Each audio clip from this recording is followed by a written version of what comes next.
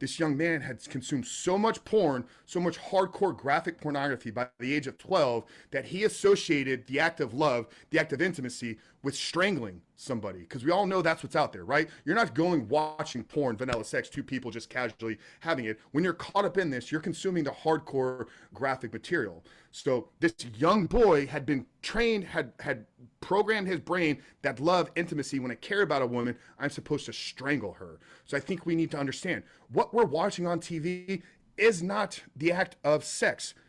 Produced, highly produced porn. I've talked to multiple porn stars. That is a movie. They set up scenes. There's lighting. There's angles. What you're watching is not the act of intimacy. And I can take it a step deeper. When you watch pornography, there's a center of your brain that triggers. And that center of the brain that is firing is the same part of my brain that when I look at this bottle sitting on my cup, that's what's firing. It's the center of our brain associated with objects. So when I watch people on the screen having sex, I'm associating them as objects. When I'm in the act of intimacy or when I'm with other people in real life, whether it's sitting down having a conversation or taking it through the act of sex, the part of my brain that is firing is the part that is associated with relationships. So when we understand what fires together, wires together, when I train and condition myself that when I see them, they're objects, just like this bottle on my desk, how is that going to impact the ability for me to go up to that person when I see them out in public and actually create a meaningful relationship?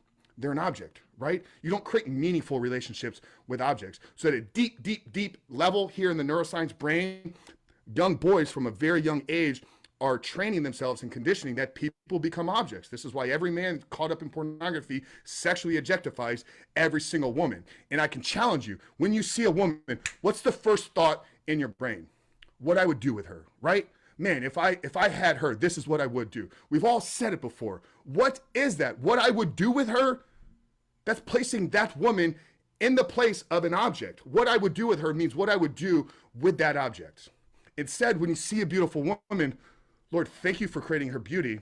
I can appreciate it. It's not mine to participate in, though.